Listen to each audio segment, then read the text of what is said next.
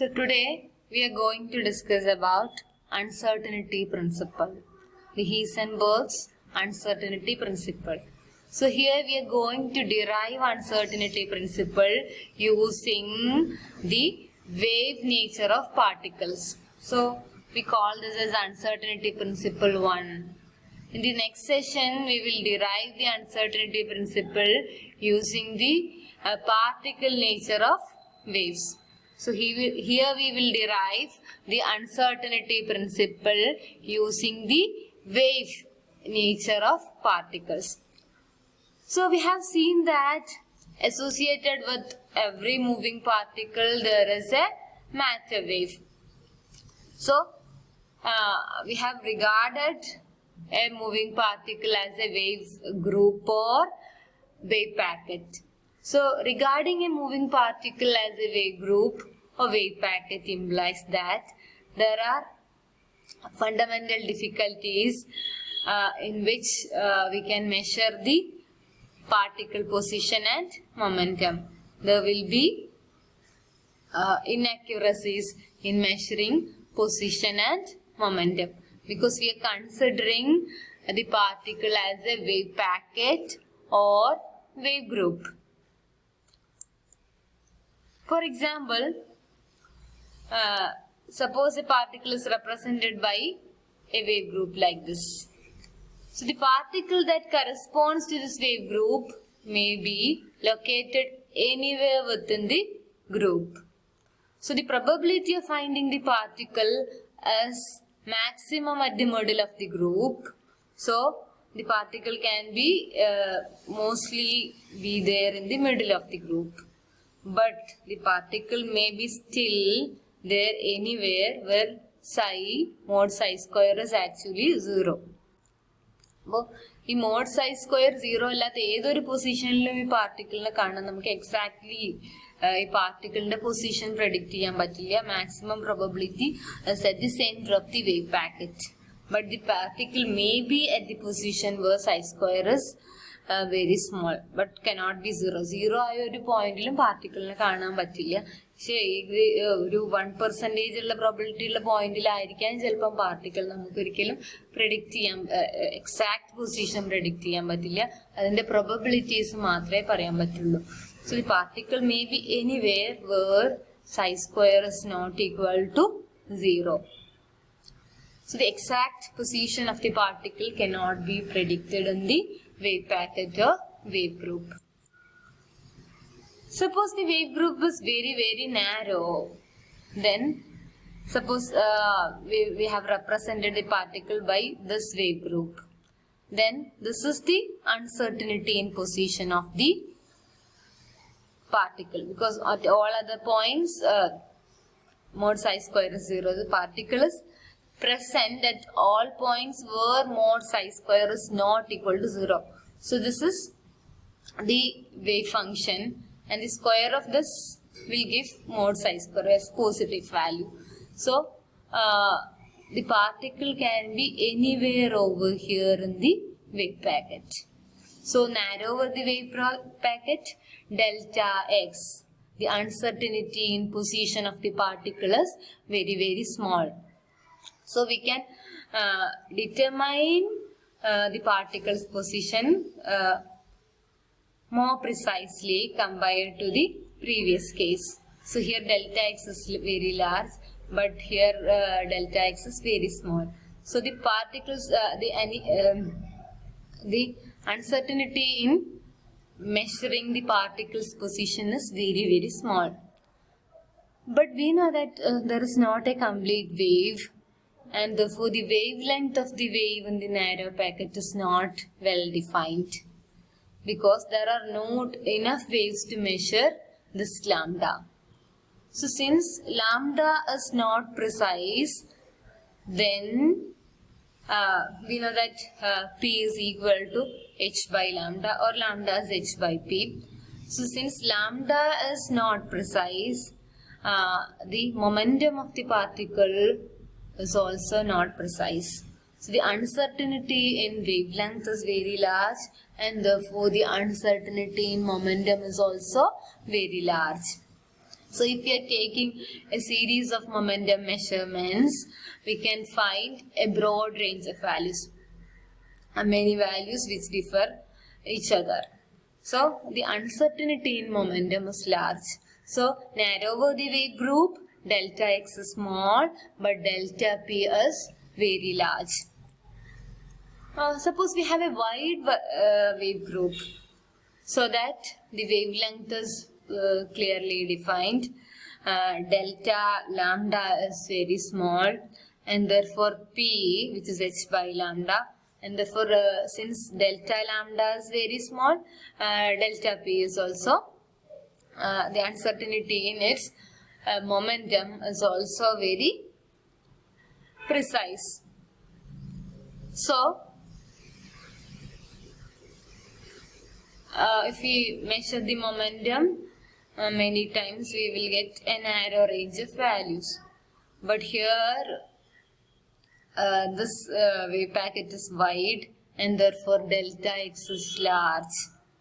The width of the group is very large. So the particle's position can be anywhere over here. So here delta x is large, but delta p is small. So when delta x is large, delta p is small, and when delta x is small, like in the case of a narrow wave group, delta p will become large. So here the width of the group is very large, so it is very difficult to find the exact position of the particle at a given time. So then thus we have the uncertainty principle. So it is impossible to know the exact position and exact momentum of an object at the same time. That means it is impossible to measure the position and momentum of a moving particle simultaneously with 100% accuracy. So 100% accuracy means exact value. So, and simultaneously means at the same instant of time. So it is impossible to measure the exact position and exact momentum of a moving particle at the same instant of time. So this principle is called the Heisenberg's uncertainty principle, which was discovered by the scientist Werner Heisenberg in the year 1927. So this is one of the most significant physical laws. Now we have already studied. Now we are going to derive the uncertainty principle. We have already derived the formation of the wave groups, how a wave packet forms. A wave packet is formed by the superposition of different waves having slightly different angular frequency. The simplest case we discussed the beat formation. Beat sound in the case wave packet simplest wave packet two waves same amplitude slightly different frequency two waves superpose wave packet. So they are having a slightly different angular frequency omega and a slightly different wave number k. നമുക്കറിയാം ഇതിങ്ങനെ രണ്ട് waves superpose ചെയ്ത് കഴിഞ്ഞാൽ നമുക്ക് ഇങ്ങനെ ഒരു series of wave packet ആണ് കിട്ടുന്നത്. പക്ഷെ നമ്മൾ ഈ മൂവിങ് പാർട്ടിക്കിളിന്റെ കറസ്പോണ്ടിങ് ആയിട്ടുള്ള മാറ്റർ വേവ് കറസ്പോണ്ടിങ് ആയിട്ടുള്ള വേവ് പാക്കറ്റ് എന്ന് പറയുന്നത് ഒരു സിംഗിൾ വേവ് ഗ്രൂപ്പാണ്, ഒരു സീരീസ് ഓഫ് വേവ് ഗ്രൂപ്പ്സ് അല്ല. ഇതിൽ പറഞ്ഞ പോലെ ഒരു സീരീസ് ഓഫ് വേവ് ഗ്രൂപ്പ്സ് അല്ല, പകരം ഇങ്ങനെ ഒരു സിംഗിൾ വേവ് പാക്കറ്റ് ആണ്. ഇതിങ്ങനെ റിപ്പീറ്റ് ചെയ്യുന്നില്ല, ഒരൊറ്റ വേവ് പാക്കറ്റ് ആണ്. കാരണം ആ പാർട്ടിക്കിൾ എവിടെയാണോ ഉള്ളത് അവിടെ ആയിരിക്കും അതിനെ കാണാനുള്ള പ്രോബബിലിറ്റി, ബാക്കിയുള്ള പോയിന്റ്സിലൊന്നും ഉണ്ടാവില്ല. ഓക്കെ, അപ്പൊ അങ്ങനെ ഒരു വേവ് പാക്കറ്റ് കിട്ടണമെങ്കിൽ അപ്പൊ നമുക്ക് we have to superpose a set of harmonic waves having different frequencies, different wave numbers and different amplitudes. So, ഒരു isolated wave packet form ചെയ്യണമെങ്കിൽ we have to superpose a number of waves having different frequencies, different wave numbers and different amplitudes also. അപ്പോൾ നമ്മൾ simplest കേസിൽ നമ്മൾ ഫ്രീക്വൻസിയും wave നമ്പറും change ചെയ്തിട്ടുള്ളൂ, amplitude fixed ആണ്. പക്ഷെ നമുക്ക് ഒരു സിംഗിൾ വേവ് പാക്കറ്റ് അല്ലെങ്കിൽ ഒരു വേവ് ഗ്രൂപ്പ് കിട്ടണമെങ്കിൽ we have to superpose infinite number of waves with different frequencies, different wave numbers and different amplitudes as well. അപ്പോൾ ഒരു ഐസൊലേറ്റഡ് വേവ് പാക്കറ്റ് എന്ന് പറയുന്നത് ഇങ്ങനെ ഡിഫറെന്റ് വേവ്സ്, ഡിഫറെന്റ് ഫ്രീക്വൻസിയും ആംപ്ലിറ്റ്യൂഡും ഒക്കെ ഉള്ള വേവ്സിന്റെ ഒരു സൂപ്പർ പൊസിഷൻ ആയിരിക്കും. അപ്പൊ ഒരു നാരോവർ വേവ് പാക്കറ്റ് കിട്ടണമെങ്കിൽ നമുക്ക് കൂടുതൽ നമ്പർ വേവ്സ് സൂപ്പർപോസ് ചെയ്യണം. അപ്പൊ അതുകൊണ്ട് തന്നെയാണ് നമ്മൾ പറഞ്ഞത് കൂടുതൽ വേവ് ലെങ്ത് ഉള്ള വേവ്സ് അതിലുണ്ട്.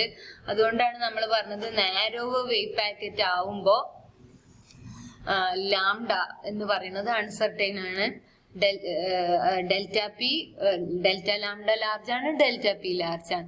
ബട്ട് ബ്രോഡർ വേവ് പാക്കറ്റ് ആകുമ്പോൾ അത്രയും നമ്പർ വേവ്സ് സൂപ്പർപോസ് ചെയ്യണമെന്നില്ല. അപ്പൊ അതുകൊണ്ട് തന്നെ ആ കേസിൽ ഡെൽറ്റ എക്സ് ലാർജ് ആണ്, പക്ഷെ അത്രയും നമ്പർ വേവ്സ് സൂപ്പർപോസ് ചെയ്യാത്തതുകൊണ്ട് കുറച്ച് നമ്പർ ഓഫ് വേവ്സിന്റെ വേവ് ലെങ്ത് മതി.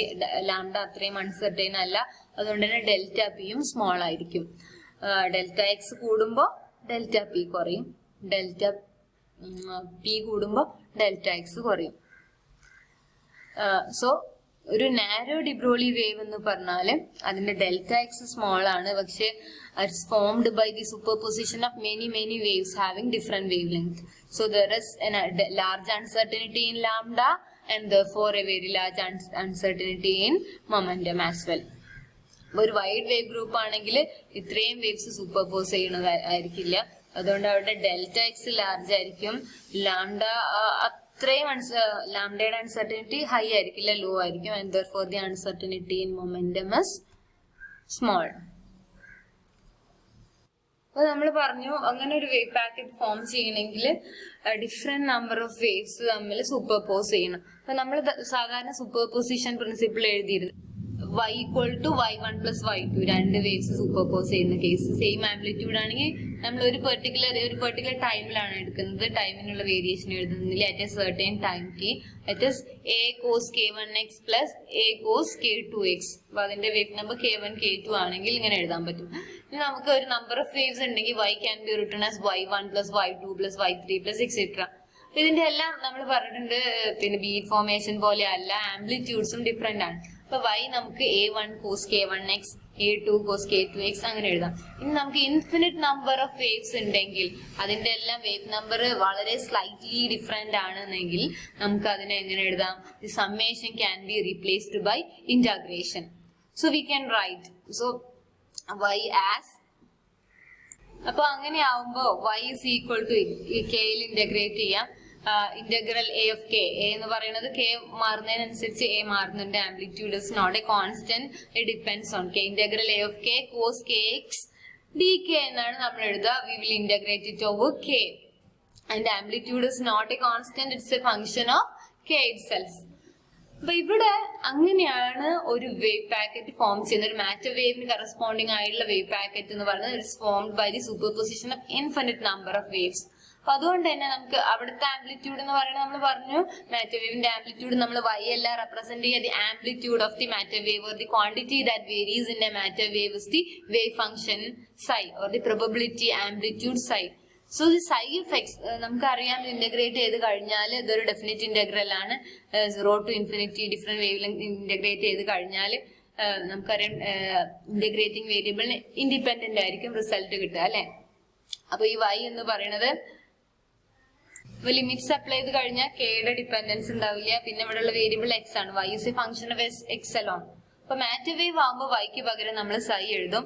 So psi of x can be represented by psi of x is equal to integral 0 to infinity g of k cos kx dk. g of k എന്ന് പറഞ്ഞാൽ നമ്മൾ ആംപ്ലിറ്റ്യൂഡിന് പകരം g എന്ന് പറയുന്ന letter ആണ് use ചെയ്തത്. So this is called the Fourier integral.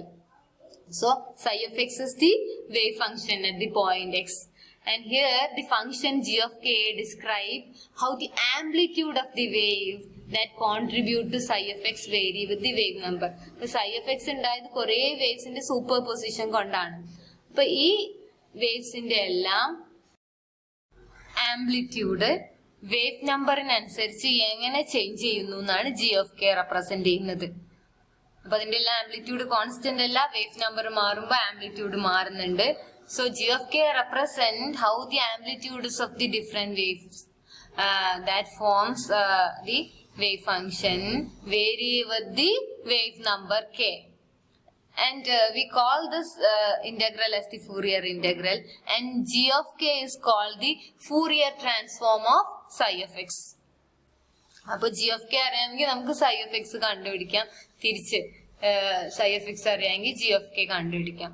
So wave ഗ്രൂപ്പിനെ എങ്ങനെ വേവ് ഫംഗ്ഷൻ ഡിസ്ക്രൈബ് ചെയ്യുന്നു അതുപോലെ തന്നെ ആ വേവ് ഗ്രൂപ്പിനെ ജി ഓഫ് കെയും ഡിസ്ക്രൈബ് ചെയ്യുന്നു. അതായത് ഒരു പെർട്ടിക്കുലർ വേവ് ഗ്രൂപ്പിന് സൈ യുണീക്ക് ആണെങ്കിൽ ജിയും യുണീക്ക് ആയിരിക്കും. ഒരു പെർട്ടിക്കുലർ ജി ഫംഗ്ഷൻ ആയിരിക്കും G of K. So here g of k describes how the amplitude of the wave varies with the wave number k, and it is called the Fourier transform. അപ്പോൾ ഇവിടെ set of വേവ്സിന്റെ Fourier transform തന്നിട്ടുണ്ട്. അതായത് നമ്മൾ പറഞ്ഞിട്ടുണ്ട് ഒരു narrower wave group form ചെയ്യണമെങ്കിൽ നമുക്ക് different waves having different frequencies and amplitude should superpose. അപ്പോൾ ഇത് എക്സ് വേഴ്സസ് ഐ ആണ് നമ്മളിത് പ്ലോട്ട് ചെയ്തിരിക്കുന്നത്. രണ്ടാമത്തേത് എന്ന് പറയുന്നത് ആ പെർട്ടിക്കുലർ വേവിന്റെ തന്നെ കെ വേഴ്സസ് ജി. അപ്പൊ ഒരു നാരോ വേവ് ഉണ്ടാവണമെങ്കിൽ ഡിഫറെന്റ് വേവ്സ് എന്ത് ചെയ്യണം, സൂപ്പർപോസ് ചെയ്യണം. ഡിഫറെന്റ് ആംപ്ലിറ്റ്യൂഡ്സ് അല്ലേ, അപ്പൊ അതിൽ different waves having different amplitudes ഉണ്ട്. അതുകൊണ്ട് തന്നെ അതിന്റെ ആംപ്ലിറ്റ്യൂഡ് വേരിയേഷൻ എന്ന് പറയുന്നത് വളരെ ലാർജ് ആണ്. അതായത് ആംപ്ലിറ്റ്യൂഡ് ഒന്നിനും ഈക്വൽ അല്ല, ആംപ്ലിറ്റ്യൂഡ് അങ്ങനെ കേക്ക് അനുസരിച്ച് വേരി ചെയ്യുന്നു. ഡിഫറെന്റ് ആംപ്ലിറ്റ്യൂഡ്സ് ആണുള്ളത്. സോ അപ്പൊ ഒന്നാമത്തേത് ഒരു പൾസ് ആണ്. പൾസിന്റെ കേസിൽ ഫൂറിയർ ട്രാൻസ്ഫോം എന്ന് പറയുന്നത് ഇങ്ങനെയാണ് വരുന്നത്. ഒരു ബ്രോഡർ റേഞ്ച് ഓഫ് ഫ്രീക്വൻസീസ് ആണ് വരുന്നത്. ഇനി ഒരു വേവ് ഗ്രൂപ്പ് ആണെങ്കിൽ അത് ഇതിനേക്കാളും കുറച്ചും കൂടെ വൈഡർ ആണ് അല്ലെ, വൈഡർ വേവ് ഗ്രൂപ്പ്. അപ്പൊ അതുകൊണ്ട് തന്നെ നമ്മൾക്കറിയാം അവർ കുറച്ചുകൂടെ വിഡ്ത്ത് വേവ് ഗ്രൂപ്പിന്റെ കൂടുന്നതിനനുസരിച്ച് ഫോം ചെയ്യുന്ന വേവ് പാക്കറ്റ് ഫോം ചെയ്യണമെങ്കിൽ നമുക്ക് ഇൻഫിനിറ്റ് നമ്പർ ഓഫ് വേവ്സ് ഒന്നും വേണ്ട. അപ്പൊ ഇത്രയും ഫ്രീക്വൻസി വേരിയേഷൻ ഉള്ള വേവ്സ് മതി. പക്ഷെ ഇങ്ങനെ ഒരു നാരോ പൾസ് ഫോം ചെയ്യണമെങ്കിൽ we have to superpose different waves having different frequencies. Approximately from 0 to infinity വരെയുള്ളതൊക്കെ സൂപ്പർപോസ് ചെയ്താലേ നമുക്ക് ഒരു ഷോർട്ട് പൾസ് കിട്ടുള്ളൂ. അപ്പൊ ഒരു കമ്പാരിസൺ പർപ്പസിന് വേണ്ടിയിട്ട് നമ്മുടെ ഒരു വേവ് ട്രെയിൻ, അതായത് ഒരു സൈൻ ഓർ കോസ് വേവും കൂടെ കൊടുത്തിട്ടുണ്ട്. അപ്പൊ ഇതെന്ന് പറഞ്ഞാൽ ഇൻഫിനിറ്റി വരെ എക്സ്റ്റെൻഡ് ചെയ്യുന്ന ഒരു വേവ് ആണ്. അപ്പൊ അതുപോലെ തന്നെ നമുക്കറിയാം ഇതിന്റെ ആംപ്ലിറ്റ്യൂഡ് കോൺസ്റ്റന്റ് ആണ്. അപ്പൊ ഇതിന്റെ ആംപ്ലിറ്റ്യൂഡ് വേവ് നമ്പറിനനുസരിച്ച് ചേഞ്ച് ചെയ്യുന്നില്ല, ഒറ്റ കോൺസ്റ്റന്റ് വാല്യൂ ആയതുകൊണ്ട് നമുക്ക് ഇവിടെ ഒരു ലൈൻ ആണ് കിട്ടുന്നത്. അപ്പൊ ഈ ജി ഓഫ് കെ എന്ന് പറയുന്നത് ഈ വേവ് ഫോം ചെയ്യാൻ ഡിഫറെന്റ് വേവ്സിന്റെ സൂപ്പർ പൊസിഷൻ ആയിട്ട് ഈ വേവ് ഫോം ചെയ്യാൻ വരുമ്പോൾ അതിലെ ഓരോ കോൺസ്റ്റന്റ് വേവിന്റെയും ആംപ്ലിറ്റ്യൂഡ് എങ്ങനെ വേരി ചെയ്യുന്നു എന്നാണ് ജി ഓഫ് കെ കാണിക്കുന്നത്. പക്ഷെ ഈ വേവ് എന്ന് പറഞ്ഞാൽ ഇതൊരു സൂപ്പർ പൊസിഷൻ കൊണ്ട് ഫോം ചെയ്തതല്ല, ഇതൊരു single sine or cosine wave ആണ്. അതൊരു സിംഗിൾ സൈൻ വേവ് ആണ്. അപ്പോൾ ഈ സൈൻ വേവിന്റെ ആംപ്ലിറ്റ്യൂഡ് ഫിക്സഡ് ആണ്. അത് ഫോം ചെയ്തത് ഈ വേവ് കൊണ്ട് തന്നെയാണ്, സൂപ്പർ പൊസിഷൻ കൊണ്ടല്ല. ഒരൊറ്റ ആംപ്ലിറ്റ്യൂഡ് ഉള്ള ഒരു വേവ് ഉള്ളൂ അതിന്റെ കോൺസ്റ്റന്റ് വേവ് എന്ന് പറയുന്നത്. അപ്പോൾ അതിന് നമുക്ക് കറസ്പോണ്ടിങ് ഫൂറിയർ ട്രാൻസ്ഫോം എന്ന് പറയുന്നത് ഒരു ലൈൻ ആയിരിക്കും. ഇതൊരു കമ്പാരിസണ് വേണ്ടി കൊടുത്തതാണ്, ഇതൊരു വേവ് പാക്കറ്റിന് എക്സാമ്പിൾ അല്ല. ഇനി അടുത്തത് വരുന്നത് ഇങ്ങനെ ഒരു ഫംഗ്ഷൻ ആണ്. ഇതിനെ നമ്മൾ ഗോസിയൻ ഫംഗ്ഷൻ എന്നാണ് പറയാ. ഈ ഗോസിയൻ ഫംഗ്ഷന്റെ പ്രത്യേകത എന്താന്ന് വെച്ചാൽ the Fourier transform of the Gaussian function is again another Gaussian function. അപ്പൊ ഗോസിയൻ ഫംഗ്ഷൻ എന്ന് വെച്ചാൽ y ഈക്വൽ ടു y, അല്ലെങ്കിൽ ഇവിടെ നമ്മൾ സൈ യൂസ് ചെയ്യണമെങ്കിൽ സൈ യൂസ് ചെയ്യാം. Psi equal to a to the power minus k x square ഫോമിലുള്ളത്. a is a constant and k is another constant. 1 ആവാം. e raised to minus x square ഫോമിലുള്ള ഫംഗ്ഷൻസിനെയാണ് നമ്മൾ Gaussian function എന്ന് പറയാ. അപ്പോ ആ ഗോസിയൻ ഫംഗ്ഷന്റെ ഫൂറിയർ ട്രാൻസ്ഫോം ഗോസിയൻ ഫംഗ്ഷൻ തന്നെയാണ്. അപ്പൊ ഒരു വേവ് പാക്കറ്റ് ഒരു ഗോസിയൻ ഫംഗ്ഷൻ ആണെങ്കിൽ, നമ്മളൊരു ഇത് പറയാണ് വേവ് പാക്കറ്റ് ഒരിക്കലും ഒരു ഗോസിയൻ ഫംഗ്ഷൻ അല്ല ആണെങ്കിൽ അതിന്റെ ജി ഓഫ് കെയും എന്തെന്നായിരിക്കും, ഒരു ഗോസിയൻ ഫംഗ്ഷൻ ആയിരിക്കും. ഇപ്പൊ ഡിഫറെന്റ് വേവ് ട്രെയിൻ ഗ്രൂപ്പ്സും അതിന്റെ ഫൂറിയർ ട്രാൻസ്ഫോംസും ആണ് ഈ ഫിഗറിൽ തന്നിരിക്കുന്നത്.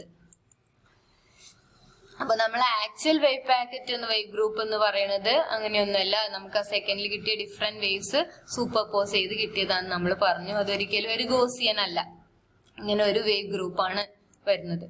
അപ്പൊ നമ്മൾ കണ്ട ഈ ഫിഗർ എന്ന് പറയുന്നത് contains the graphs of the Fourier transforms of a pulse and a wave group. അപ്പൊ ഒന്നാമത്തേത് പൾസ്, അതിന്റെ നമ്മൾ കണ്ടു ഒരു ബ്രോഡർ റേഞ്ച് ഓഫ് ഫ്രീക്വൻസിയുള്ള ഒരു ഫുറിയർ ട്രാൻസ്ഫോം ആണ് കിട്ടിയത്. അതുപോലെ ഒരു വേവ് ഗ്രൂപ്പിന്റെ നമ്മൾ കണ്ടു ഏകദേശം ഒരു പൾസ് പോലെ ഉള്ളതാണ് അതിന്റെ ഫുറിയർ ട്രാൻസ്ഫോം കണ്ടത്. അപ്പൊ അതിന്റെ കമ്പാരിസണിന് വേണ്ടിയാണ് നമ്മൾ ആ മൂന്നാമത്തത് കൊടുത്തിരിക്കുന്നത്. an infinite train of harmonic waves is also included. അപ്പൊ അവിടെ ഒരൊറ്റ ഫ്രീക്വൻസി ഉള്ളൂ എന്ന് നമ്മൾ കണ്ടു. ഇൻഫിനിറ്റ് ട്രെയിൻ ആകുമ്പോൾ ഒറ്റ ഫ്രീക്വൻസി ഉള്ളൂ. അതിന്റെ ഫൂറിയർ ട്രാൻസ്ഫോം ഒരു ലൈനാണ്. ഒരു വേവ് പാക്കറ്റിന്റെ ഇങ്ങനെ ഏകദേശം ഒരു പൾസിന്റെ ഷേപ്പിലുള്ള ഒരു ഗ്രാഫാണ് ഫൂറിയർ ട്രാൻസ്ഫോം വരുന്നത്. സോ അപ്പൊ ഈ വേവ് ഒരു നാരോ വേവ് ഗ്രൂപ്പ് ആണെങ്കിൽ അതിന്റെ wave numbers needed to represent the wave group extend from 0 k equal to 0 to k equal to infinity. ഇങ്ങനെ ഒരു നാരോ വേവ് ഗ്രൂപ്പ് ആണെങ്കിൽ അതിന്റെ നമുക്കറിയാം കറസ്പോണ്ടിങ് ഫൂറിയർ ട്രാൻസ്ഫോമിലെ ജി എന്ന് പറയുന്നത് ഓരോ കേക്കും ഡിഫറെന്റ് ആയിരിക്കും. ആ കെയുടെ വാല്യൂസ് 0 മുതൽ ഇൻഫിനിറ്റി വരെ എക്സ്റ്റെൻഡ് ചെയ്യാം. ഇനിയിപ്പോ ഒരു ബ്രോഡർ വേവ് ഗ്രൂപ്പ് ആണെങ്കിൽ ഇതൊരു ഫൈനൈറ്റ് ആണെങ്കിൽ ഇതിന്റെ വിഡ്ത്ത് ഫൈനൈറ്റ് ആണെങ്കിൽ ഈ ഡെൽറ്റ എക്സ് നമുക്ക് ഇതിന്റെ വിഡ്ത്തിന്റെ ഡെൽറ്റ എക്സ് എന്ന് പറയാം. അങ്ങനെയാണെങ്കിൽ ഡെൽറ്റ കെയും ഫൈനൈറ്റ് ആയിരിക്കും. ഇനി ഡെൽറ്റ എക്സ് ടെൻസ് ടു 0 ആണെങ്കിൽ delta k tends to infinity ആയിരിക്കും. അപ്പൊ ഇവിടെ നോക്കിക്കേ ഡെൽറ്റ എക്സ് ഇൻഫിനിറ്റി ആണ്, ഡെൽറ്റ കെ 0 ആണ്. ഇവിടെ ഡെൽറ്റ എക്സും ഡെൽറ്റ കെയും ഈക്വൽ ആണ്. നമ്മൾ കണ്ടു ഡെൽറ്റ എക്സ് ഫൈനൈറ്റ് ആണെങ്കിൽ ഡെൽറ്റ കെയും ഫൈനൈറ്റ് ആയിരിക്കും. വേവ് ഗ്രൂപ്പ് നാരോ ആണെങ്കിൽ അതായത് ഡെൽറ്റ എക്സ് വെരി സ്മോൾ ആണെങ്കിൽ ഡെൽറ്റ കെ വെരി ലാർജ് ആയിരിക്കും. അതുപോലെ delta X is very high infinite ആണെങ്കിൽ ഡെൽറ്റ കെ 0 ആയിരിക്കും. അപ്പൊ ഡെൽറ്റ കെ ഇൻക്രീസ് ചെയ്യുമ്പോൾ ഡെൽറ്റ എക്സ് ഡിക്രീസ് ചെയ്യുന്നു. ഡെൽറ്റ കെ ഡിക്രീസ് ചെയ്യുകയാണെങ്കിൽ ഡെൽറ്റ എക്സ് ഇൻക്രീസ് ചെയ്യാണ് ചെയ്യുന്നത്. അപ്പോ ഓരോ വേവ് പാക്കറ്റിനും ഈ ഡെൽറ്റ എക്സ് ഇൻറ്റു ഡെൽറ്റ കെയും തമ്മിലുള്ള റിലേഷൻഷിപ്പ് ഡിഫറെന്റ് ആയിരിക്കും. That depends on the shape of the wave group. അത് ഇൻവേഴ്സ്ലി പ്രൊപ്പോർഷണൽ ആണ്. അതായത് delta x and delta k are inversely related. But അതിന്റെ ആ ഇക്വേഷൻ എന്ന് പറഞ്ഞാൽ delta X into delta k the product of delta x and delta k is different for different wave groups. അപ്പൊ ഈ minimum value of delta X into delta k എന്തിനായിരിക്കും? അത് നമ്മൾ പറഞ്ഞു ഈ ഗോസിയൻ ഷേപ്പ് ആവുമ്പോഴാണ്. അപ്പൊ ഈ ഗോസിയൻ ഷേപ്പ് ആവുമ്പോൾ ഡെൽറ്റ എക്സും ഈക്വൽ ആണ്, ഡെൽറ്റ കെയും ഈക്വൽ ആണ്. അപ്പൊ അതിന്റെ പ്രോഡക്റ്റ് എന്തായിരിക്കും? മിനിമം ആയിരിക്കും. ബാക്കി കേസിലൊക്കെ പ്രോഡക്റ്റ് എന്ന് പറഞ്ഞാൽ ഹൈ ആയിരിക്കും. So the minimum value of delta X into delta k is for a Gaussian function. അപ്പൊ ഇവിടെ ഈ ഡെൽറ്റ എക്സും ഡെൽറ്റ കെ എന്ന് പറഞ്ഞാല് ആ പെർട്ടിക്കുലർ ഗോസിയൻ ഫംഗ്ഷന്റെ സ്റ്റാൻഡേർഡ് ഡീവിയേഷൻ ആയിട്ടാണ് ആക്ട് ചെയ്യുക. ഡെൽറ്റ എക്സ് എന്ന് പറഞ്ഞാൽ is the standard deviation of psi of x and delta k is the standard deviation of the corresponding g of k. Both are Gaussian functions. അപ്പൊ ഈ Gaussian ഫംഗ്ഷന്റെ കേസിൽ നിങ്ങളത് PG ക്ലാസ്സസിൽ പഠിക്കും. ഈ ഡെൽറ്റ എക്സ് എന്ന് പറയുന്നത് അതിന്റെ വാല്യൂ 1/√2 ആയിരിക്കും സ്റ്റാൻഡേർഡ് ഡീവിയേഷൻ. അപ്പൊ അതേപോലെ ഒരു ഗോസിയൻ ഫംഗ്ഷൻ ആണ് ജി ഓഫ് കെയും അല്ലെ. അതായത് സൈ ഗോസിയൻ ആണെങ്കിൽ ജിയും ഗോസിയൻ ആയിരിക്കും. നമ്മൾ പറഞ്ഞു the function which has got it's on Fourier transform is A Gaussian function. അപ്പൊ അതുകൊണ്ട് തന്നെ അതിന്റെ സ്റ്റാൻഡേർഡ് ഡീവിയേഷൻ 1/√2 ആയിരിക്കും. ഡെൽറ്റ കെ കെയിലാണ് നമ്മൾ രണ്ടാമത്തെ ഗ്രാഫ് വരച്ചിരിക്കുന്നത്. ഫൂറിയർ ട്രാൻസ്ഫോം എക്സ് ആക്സിസിൽ കെ ആണ്, സൈയില് എക്സ് ആക്സിസിൽ എക്സ് ആണ്. അപ്പൊ സോ ഡെൽറ്റ എക്സും 1/√2 ആയിരിക്കും. Delta X into delta K is equal to 1/√2 into 1/√2, 1/2 only for a Gaussian function. You have to remember that this is only for a Gaussian function.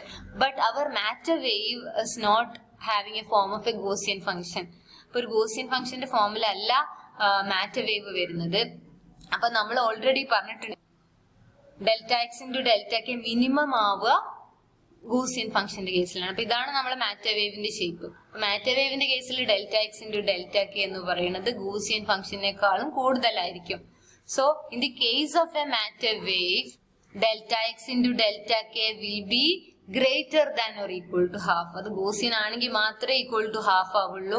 അപ്പൊ ബാക്കി wave പാക്കറ്റ്സിന്റെ കേസിലെല്ലാം matter വേവ്സിന്റെ കേസിലെല്ലാം the product of uncertainty in position and the uncertainty in wave number is greater than or equal to half. അപ്പൊ ഇനി നമുക്ക് അറിയാം മൊമെന്റം എന്ന് പറയുന്നത് തന്നു കഴിഞ്ഞാൽ നമ്മൾ വേവ് ലെങ്ത് കണ്ടുപിടിക്കുക. de Broglie wavelength is lambda is equal to h by p. അപ്പൊ നമ്മള് വേവ് നമ്പർ നിങ്ങൾ ഓൾറെഡി അതിന്റെ ഡെഫിനിഷൻ പഠിച്ചിട്ടുണ്ട്. വേവ് നമ്പർ 2π by lambda അല്ലെ. അപ്പൊ ഈ 2π by lambda സബ്സ്റ്റിറ്റ്യൂട്ട് ചെയ്യുക. 2π divided by h by p. So this p will come to the numerator. We will get 2π p by h. അപ്പോ ഈ വേവ് നമ്പറിന്റെ ടേമിൽ നമുക്ക് മൊമെന്റത്തിനെ എങ്ങനെ എഴുതാം? P equal to h by 2π into k. h by 2π നെ നമുക്ക് ക്രോസ് h എന്ന് വിളിക്കട്ടോ, നമ്മളത് കാണും. So this can be written as cross h into k. Cross h എന്നോ h bar എന്നോ h cut എന്നൊക്കെ വിളിക്കാം ഈ h by 2π നെ. So momentum can be written as cross h into k. അപ്പോ നമ്മള് delta X into delta p greater than or equal to half എന്ന് കിട്ടി. ഡെൽറ്റ കെ നമുക്ക് മൊമെന്റത്തിന്റെ ടേമിൽ എഴുതാം അല്ലെ. നമുക്കറിയാം p equal to h by 2π into k ആണ്. അപ്പൊ അതുകൊണ്ട് തന്നെ delta p h by 2π into delta K എന്ന് എഴുതാം. കാരണം p equal to h by 2π into k ആണ്. അപ്പൊ ഈ ഡെൽറ്റ കെ നമുക്ക് എന്ത് എഴുതാം? 2π ഡെൽറ്റ പി ബൈ h എന്ന് എഴുതാം. അപ്പൊ അതവിടെ സബ്സ്റ്റിറ്റ്യൂട്ട് ചെയ്ത് കൊടുക്കുക നമ്മള്. അപ്പോ ഈ ഡെൽറ്റ കെയുടെ വാല്യൂല് 2π delta P by H, delta K ഇവിടുന്ന് എഴുതാം. 2π delta P by H substitute ചെയ്ത് കൊടുക്കുമ്പോൾ നമുക്ക് delta X into 2π delta P H greater than half. Delta X into delta P ലെഫ്റ്റിൽ വെക്കുക, മറ്റത് റൈറ്റിലേക്ക് കൊണ്ടുവരിക. Greater than or equal to H will come to the numerator and 2π will come to the denominator. There is a 2 over here also. So delta x into delta p is greater than or equal to h by 4π. So this is the equation for the uncertainty principle, where delta x is the uncertainty in position of the particle and delta p is the uncertainty in the momentum of the particle. അപ്പൊ ഇവിടെ നമുക്ക് മനസ്സിലാക്കാം delta X small ആണെങ്കിൽ ഇതിന്റെ product ആണ് greater than or equal to h by 4π. Delta X small ആണെങ്കിൽ delta P large ആയിരിക്കും. Delta X 0 ആണെങ്കിൽ ഡെൽറ്റ പി ഇൻഫിനിറ്റി ആയിരിക്കും. ഡെൽറ്റ എക്സ് സ്മോളർ ആണെങ്കിൽ delta P high, delta X high ആണെങ്കിൽ delta P lower ആയിരിക്കും. അപ്പോൾ ഒരു നാരോ വേവ് പാക്കറ്റിന് ഡെൽറ്റ എക്സ് സ്മോൾ ആണ്, പക്ഷെ ഡെൽറ്റ പി ഹയർ ആണ്. ഒരു വൈഡ് വേവ് പാക്കറ്റിന് ഡെൽറ്റ എക്സ് ഹൈ ആണ്, ഡെൽറ്റ പി സ്മോൾ ആണ്. നമ്മൾ ഓൾറെഡി പഠിച്ചതാണ് ഇതെല്ലാം. So this is the equation for uncertainty principle. Delta x into delta p greater than or equal to h by 4π. അപ്പൊ ഈ അൺസർട്ടനിറ്റീസ് എന്ന് പറയുന്നത് ആ ഡിവൈസിന്റെ ഒരു പ്രശ്നമൊന്നുമല്ല, ഇനാഡിക്വേറ്റ് അപ്പാരറ്റസ് കൊണ്ടല്ല. അതുപോലെ നമ്മൾ എത്ര സോഫിസ്റ്റിക്കേറ്റഡ് ആയിട്ടുള്ള, അതായത് പ്രിസൈസ് തരുന്ന ഒരു അപ്പാരറ്റസ് യൂസ് ചെയ്ത് കഴിഞ്ഞാലും ഈ അൺസർട്ടനിറ്റി അവിടെ ഉണ്ട്. അതൊരു ഇൻട്രിൻസിക് അൺസർട്ടനിറ്റി ആണ്, അത് ഡിവൈസിന്റെ ഒരു പ്രോബ്ലം ഒന്നും അല്ല. അപ്പോ ഡിവൈസിന് എന്തെങ്കിലും കുഴപ്പമുണ്ടെങ്കിൽ, അതുപോലെ സ്റ്റാറ്റിസ്റ്റിക്കൽ അൺസർട്ടനിറ്റീസും ഇൻസ്ട്രുമെന്റൽ അൺസർട്ടനിറ്റീസും ഈ delta X into delta p increase ചെയ്യാണ് ചെയ്യുക. Already greater than or equal to h by 4π ആണ്. അപ്പോൾ ഈ ഇൻസ്ട്രുമെന്റൽ എറേഴ്സും അതൊക്കെ ഉണ്ടെങ്കിൽ, അതിന്റെ ഇഷ്യൂസ് ഒക്കെ ഉണ്ടെങ്കിൽ delta X into delta P is very much greater than h by 4π ആയിരിക്കും. ഓക്കെ, അപ്പോൾ എത്ര പ്രിസൈസ് ഡിവൈസ് യൂസ് ചെയ്ത് കഴിഞ്ഞാലും delta X into delta P will be there. അത് നമുക്ക് ഒരിക്കലും ഒഴിവാക്കാൻ, റിമൂവ് ചെയ്യാൻ പറ്റില്ല. അപ്പൊ തന്നെ നമുക്ക് ഈ പ്രസന്റ് ടൈമിൽ പാർട്ടിക്കിളിന്റെ പൊസിഷൻ എക്സാക്ട്ലി ഡിറ്റർമൈൻ ചെയ്യാൻ പറ്റാത്തത് കൊണ്ട് ഫ്യൂച്ചർ ടൈമിലും പാർട്ടിക്കിളിന്റെ പൊസിഷൻ നമുക്ക് പറയാൻ പറ്റില്ല. പക്ഷെ ന്യൂട്ടോണിയൻ മെക്കാനിക്സിൽ നമുക്കറിയാം, നമുക്ക് ഇനീഷ്യൽ പൊസിഷൻ തന്നു കഴിഞ്ഞാൽ ഫൈനൽ പൊസിഷൻ കണ്ടുപിടിക്കാം. പക്ഷെ here in quantum mechanics the future we cannot know the future for sure because we cannot know the present for sure. നമുക്ക് അവിടെ probabilities പറയാൻ പറ്റുള്ളൂ. certain ആയിട്ടുള്ള ഒരു വാല്യൂസും ഇല്ല ക്വാണ്ടം മെക്കാനിക്സിൽ. സോ അവിടെ നമുക്ക് പറയാൻ പറ്റുന്നത് probability ആണ്. The particle is more likely to be in one place than other. The probability of finding the particle പറയാം, but the exact position of the particle cannot be predicted. Certainties are not there. So there are no certainties in quantum mechanics, but only probabilities. So we cannot predict the exact position and momentum of the particle at the present time, and also we cannot measure the position and we cannot predict the position and the momentum at the future time. But in Newtonian mechanics these are possible. ഇപ്പോൾ quantum മെക്കാനിക്സിൽ ഇത് പിന്നെ നമുക്ക് probabilities മാത്രമേ പറയാൻ പറ്റൂ. So now നമ്മൾ കണ്ടു delta X into delta p എന്ന് പറയുന്നത് greater than or equal to h/4π ആണ്. അപ്പൊ ഇതിൽ h/2π എന്ന് പറയുന്നത് മോഡേൺ ഫിസിക്സിൽ പല സ്ഥലത്തും അപ്പിയർ ചെയ്യുന്നുണ്ട്. നിങ്ങൾക്ക് അറിയാം ബോർ മോഡലിൽ angular momentum as an integral multiple of h/2π. അപ്പൊ ഈ h/2π നമ്മൾ ക്രോസ് എച്ച് എന്ന് പറയുന്ന സിമ്പിൾ, ക്രോസ് എച്ച് അല്ലെങ്കിൽ h കട്ട് എന്നൊക്കെ വിളിക്കും, അങ്ങനെ അബ്രീവിയേറ്റ് ചെയ്യാം. So cross H is h/2π. അപ്പൊ നമ്മൾ എച്ചിന്റെ വാല്യൂ സബ്സ്റ്റിറ്റ്യൂട്ട് ചെയ്ത് കഴിഞ്ഞാൽ cross H is 1.054 into 10⁻³ -34 joule seconds ആയിരിക്കും വരുന്നത്. അപ്പൊ നമുക്കറിയാം, നിങ്ങൾ ബോത്ത് തിയറിയിൽ പഠിച്ചിട്ടുണ്ടാവും, angular momentum is an integral multiple of cross H. അപ്പോ ഇന്റഗ്രൽ ഒരു ഇന്റീജർ മൾട്ടിപ്പിൾ, അപ്പോ ആംഗുലർ മൊമെന്റത്തിന്റെയും ക്രോസ് എച്ചിന്റെയും യൂണിറ്റ് സെയിം ആയിരിക്കും. So this cross H act as the basic unit of angular momentum. So the importance of cross edge is that it is the basic unit of angular momentum. അപ്പൊ ഇനി നമ്മൾ h/2πക്ക് പകരം ഇനി cross echo അല്ലെങ്കിൽ നമ്മൾ പറയാം h bar എന്ന് പറയാം, h കട്ട് അതായിരിക്കും യൂസ് ചെയ്യുക. So in terms of cross edge, the uncertainty principle can be written as delta x into delta p greater than or equal to cross h/2. അപ്പൊ problem ചെയ്യുമ്പോൾ നമ്മൾ greater than ഒഴിവാക്കും, അല്ലെ minimum uncertainty ആണ് എഴുതുക. Delta X into delta p equal to cross h/2 എന്ന് വെച്ചിട്ടാണ് ചെയ്യുക. അപ്പോ അത് ഗ്രേറ്റർ ദാൻ ആയതുകൊണ്ട്, അതായത് നമുക്കറിയാം വേറെ എന്തെങ്കിലും ഇൻസ്റ്റന്റൽ എറർ ഒക്കെ ഉണ്ടെങ്കിൽ ഈ അൺസർട്ടിനിറ്റി കൂടുള്ളൂ. അപ്പൊ ക്രോസ് h/2 പകരം നമ്മൾ പ്രോബ്ലം ചെയ്യുമ്പോൾ delta X into delta P cross H എഴുതി കഴിഞ്ഞാലും കുഴപ്പമില്ല. അപ്പൊ നിങ്ങൾ പ്രോബ്ലം ചെയ്യുമ്പോൾ മനസ്സിലാവും. അതിന് പകരം എച്ച് എഴുതി കഴിഞ്ഞാലും കുഴപ്പമില്ല, കാരണം വേറെ എന്തെങ്കിലും എറർ ഉണ്ടെങ്കിൽ ഈ അൺസർട്ടിനിറ്റി കൂടുള്ളൂ. അപ്പൊ നമ്മൾ ഈക്വൽ ടു വെച്ചിട്ടാണ് പ്രോബ്ലം ചെയ്യുന്നത്, കാരണം പ്രോബ്ലം ചെയ്യുമ്പോൾ നമുക്ക് ഇനീക്വാലിറ്റി യൂസ് ചെയ്യാൻ പറ്റില്ല. അപ്പൊ ഡെൽറ്റ എക്സ് ഒക്കെ കണ്ടുപിടിക്കണം എന്നുണ്ടെങ്കിൽ ഡെൽറ്റ പി തന്നിട്ട്, അപ്പൊ അങ്ങനെ ആവുമ്പോൾ നമ്മൾ delta X into delta p equal to cross h/2 എഴുതും. അതിന് പകരം ഈക്വൽ ടു ക്രോസ് എച്ച് എഴുതിയാലും കുഴപ്പമില്ല, ഈക്വൽ ടു എച്ച് എഴുതിയാലും കുഴപ്പമില്ല. അപ്പൊ അങ്ങനെയൊക്കെ ചെറിയ വേരിയേഷൻസ് വന്നാൽ കുഴപ്പമില്ല. So the uncertainty principle in terms of cross h is given by delta x into delta p is greater than or equal to cross h/2, where delta x is the uncertainty in position of the particle and delta p is the uncertainty in momentum of the particle. So when delta x is small, delta p is large. When delta x is high, delta p is small. When delta x is 0, delta p is infinitely uncertain. Infinitely uncertain means cannot be determined at all. And if delta p is 0, delta x is infinitely uncertain. That means delta x, the position cannot be determined at all. So if the uncertainty in determining a quantity is infinite, that means that quantity cannot be measured at all. അപ്പൊ അതുകൊണ്ട് ഒന്ന് 0 ആയി കഴിഞ്ഞാൽ മറ്റേത് infinitely uncertain ആവും. അതുകൊണ്ട് തന്നെ delta എക്സോ delta പിയോ ഒരു മാറ്റർ വേവിൽ ഒരിക്കലും 0 ആവില്ല. Okay, thank you.